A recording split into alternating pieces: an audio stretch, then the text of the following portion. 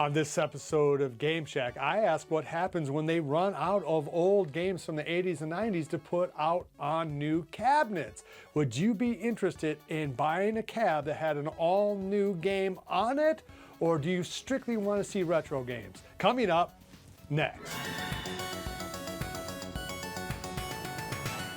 Hey everybody, welcome on back into the Game Shack. I'm your host, JDV for EvilGeniusEntertainment.com. If you haven't already, please check out some of our narrative work like Reanimated and Vampireland. Okay, so I was looking at a list of top 100 arcade games from the 80s and 90s, and the thing that hit me almost immediately when I was looking at that is just how many of those games have already been put out by one of the big three retro gaming companies. If you think about all of the big A-list, truly spectacular games from the 80s and 90s, it is amazing how many of them actually are already on cabs. Asteroids Deluxe, Millipede, Centipede, Missile Command, Tempest, Dragon's Lair, Space Ace, Outrun, Galaxian, Galaga, Street Fighter, Mortal Kombat, Burger Time, the Star Wars trilogy games. I mean, it really is amazing how many games that you think of when you think about being in an arcade have been released to a 3/4 scale system.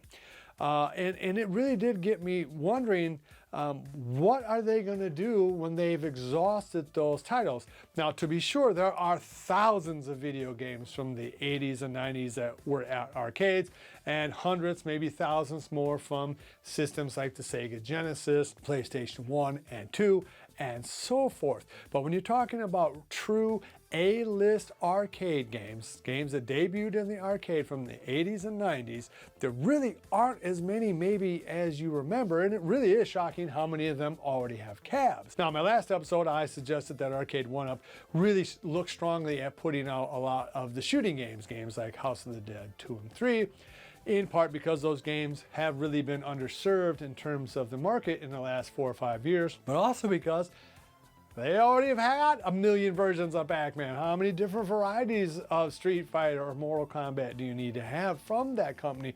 It really is a little trippy just how many of those good games they have already put out. It got me to thinking, well, would you be interested in buying a brand new retro style, or maybe even not retro style, arcade game that was on a brand new cab and a brand new title? There is some precedent for it in the fact that you can get It Felix on the ALU.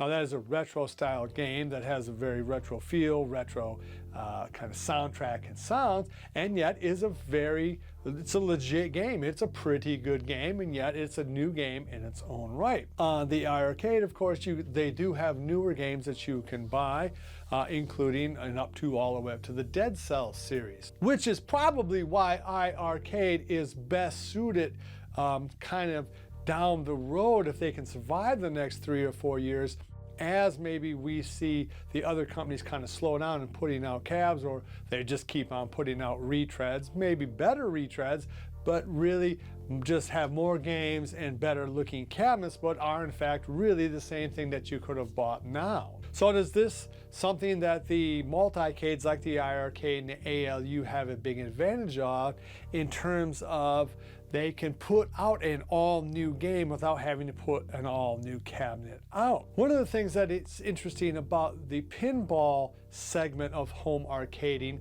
is that a company like Stern does put out new titles every single year. There are other pinball companies that do the same.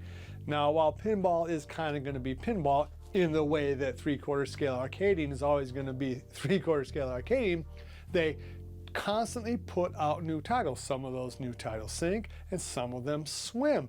And it really got me to thinking how interesting it is that this current market really does almost nothing in terms of new titles. Other than It Felix and Dead Cells and a few other games that are already ported to systems like the PlayStation 4, there really has not been a push from any of the three major companies in terms of developing brand new titles that are exclusive to their system. And yet, they are running out of titles that they can put on new cabs. And when they have gone through all of the driving games and all of the shooting style games, you are left with not much left in terms of games that haven't already been put out either onto a 1201 type system or onto one of the multi-K. What do you guys think? I personally am interested in seeing new arcade games meant not for the arcade, but meant for the home arcade.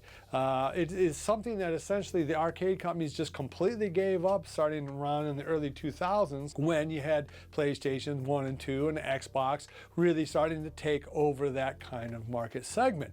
I mean, it was one thing to buy an Atari 2600 or even a Sega Genesis because they just could not quite get to the graphic fidelity of the games that were in the arcade. But when you have PlayStation 2 and 3 and Xbox and 360 all the way up into the PlayStation 5 and the new Xbox series have really amazing, great graphics, there wasn't the real need for that. But I do think that if the industry is going to continue and going to move forward past these next 3 or 4 years, that they really should strongly think about making exclusive to their own systems titles that are essentially new arcade games. They don't have to be retro style, so they don't have to be like It Felix where they're trying to kind of imitate something like Donkey Kong or something.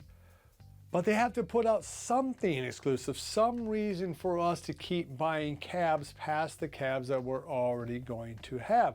Everybody's going to have those few cabs that they just have to have. Tron or Pac-Man or Street Fighter, Mortal Kombat, whatever it is. How slick would it be to have the hottest new game of, say, 2023 not be on a PlayStation 5, not be on an Xbox, not be on a PC, but rather it's on an exclusive cabinet from Arcade1up, and where it just has something that nobody else offers. Maybe it's 3D or 3D sound or some other sort of way to deliver an experience that you cannot get from a console. Anyway, that's what I was thinking about. I don't know, maybe I'm crazy for thinking all that. Let me know what you guys think down in the comments below. Would you be interested in buying an all-new game on an all-new cab from a company like Arcade1up?